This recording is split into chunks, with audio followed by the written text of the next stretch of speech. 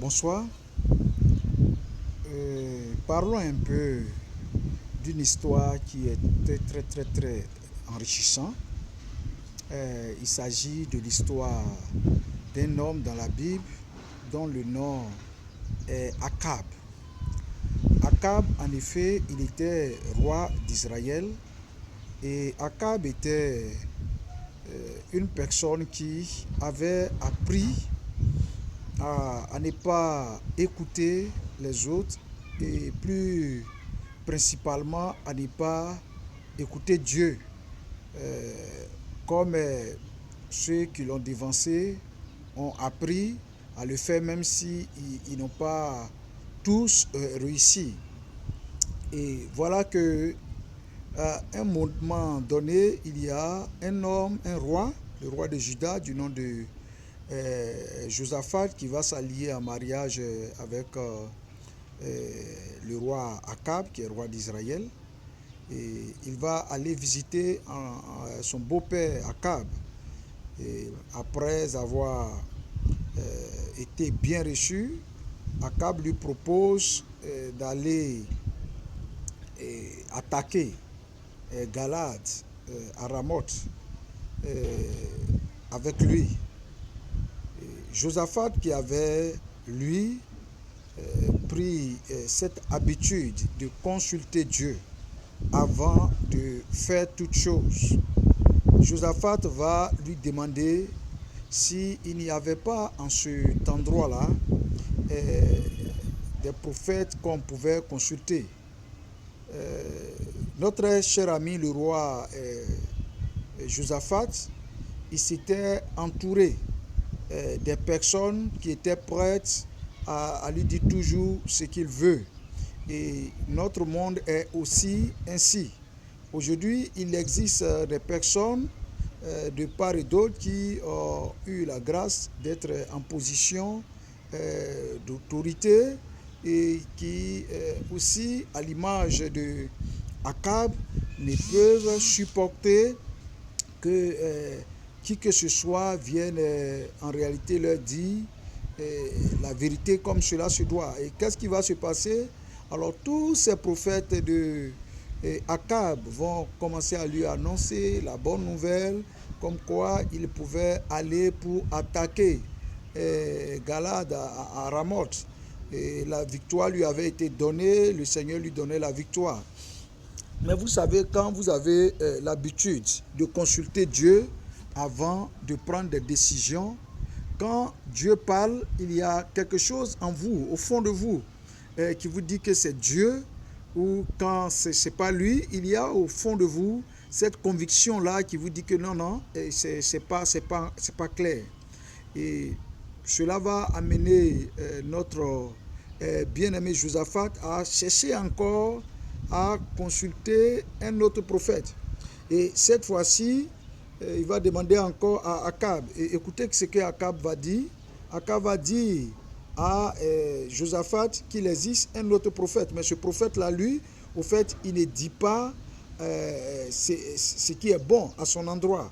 Et comme aujourd'hui, on peut le dire, c'est un prophète de malheur. Et, or, en réalité, au fait, cet homme que ce roi avait identifié d'un porteur de malheur, de prophète de malheur, c'est dans sa bouche que se trouvait la vérité de Dieu, c'est dans sa bouche que se trouvait la parole de Dieu. Et ils vont consulter, ils vont d'abord aller chercher à appeler Michée, et celui qui va aller chercher à appeler Michée, arrivé là-bas, il va dire à Michée qu'à arriver auprès du roi, qu'il puisse dire ce que les autres ont dit. Alors, combien de personnes aujourd'hui disent ce que les autres disent? Est-ce qu'il faut aujourd'hui dire les choses parce que les autres le disent? Ou bien il faut le dire parce que c'est ce que Dieu est d'accord que nous puissions le dire? Alors, en tant que chrétiens, en tant qu'enfants de Dieu, nous ne devons pas être en train de nous confondre au monde, de nous confondre à la majorité, de nous confondre à la masse. À la masse. Nous sommes appelés à porter la parole de Dieu. C'est de notre bouche que les gens doivent écouter la parole de Dieu. Nous ne devons pas faire partie des annonceurs de bonnes aventures, mais nous sommes censés écouter Dieu et communiquer ce que Dieu, lui, il nous dit. Alors, qu'est-ce qui va se passer? Michée, il va dire à cet homme directement qu'arrivé, lui, il ne dira que ce que l'Éternel lui a dit. Alors, est-ce que, mon frère, ma soeur, est-ce que tu dis des choses telles que Dieu te le demande? Est-ce que tu vis une vie chrétienne telle que Dieu te le demande? Vous savez, nous pouvons nous faire apprécier des hommes. Mais si Dieu nous a vomi, nous sommes les hommes les plus malheureux de la terre. Mais si Dieu est avec nous, alors si Dieu il nous demande de dire quelque chose, cette chose, nous n'avons pas besoin de nous battre pour l'accomplir parce que Dieu lui-même, ses promesses sont oui et amen. Il y a des prophètes qui ont prophétisé, il y a des décennies, il y a des prophètes qui ont prophétisé, même on les a tués à cause de leur prophétie.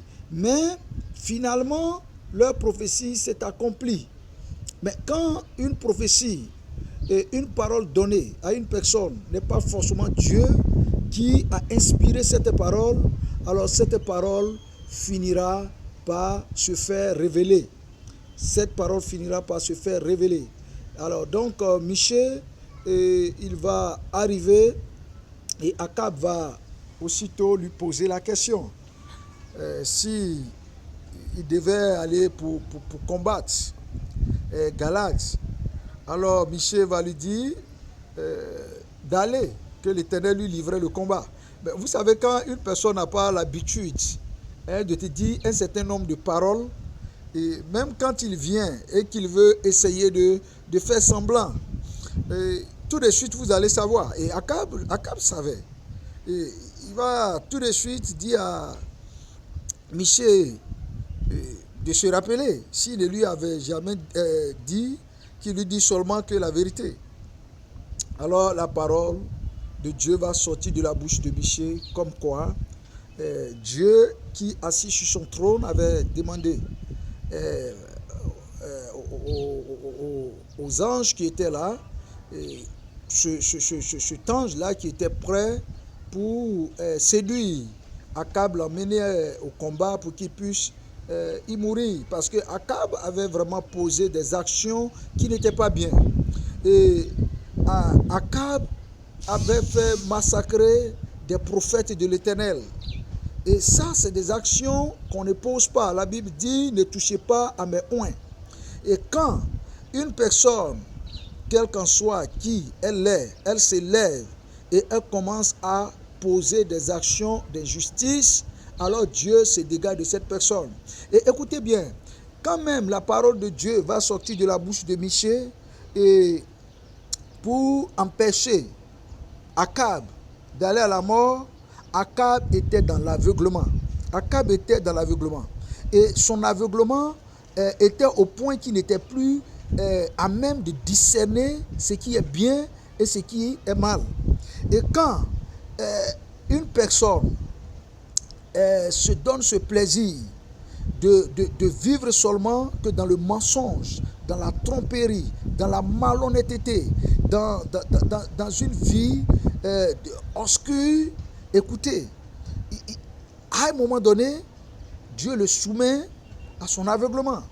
Et parce que Dieu le soumet à son aveuglement, une telle personne ne peut plus discerner les choses qui l'amènent à la mort. Et il y a tellement aujourd'hui de personnes qui sont en train de marcher dans ce chemin. Alors, ma prière, c'est que toi, qui es en train de marcher dans ce chemin, c'est que tu reviennes à l'Éternel. Parce que c'est l'Éternel seul qui est capable de donner la vraie vie. Et les Akab tombent toujours. Les Akab tombent toujours. Et Akab est allé au combat en ordonnant qu'on puisse enfermer Michée pour le nourrir de pain sec. Il a pensé que le fait d'emprisonner un prophète de l'Éternel mettait fin à la prophétie. Non. Le prophète, lui, il n'est qu'un porteur de message. Mais quand le prophète a parlé, alors même s'il arrivait qu'on le massacre, la parole du prophète finira par s'accomplir parce que cette parole ne provient pas de lui-même, cette parole provient de Dieu. Alors que le Seigneur nous bénisse à être des personnes qui recherchent la volonté de Dieu, qui recherchent le plan de Dieu avant de prendre des décisions, avant de poser toute autre action. Et quand on est prêt à écouter Dieu, quand on est prêt à être sensible à Dieu, même s'il est arrivé qu'on s'est trompé, Dieu finira toujours par nous ramener dans le droit chemin. Alors, soyons bénis et à la prochaine. Je vous aime.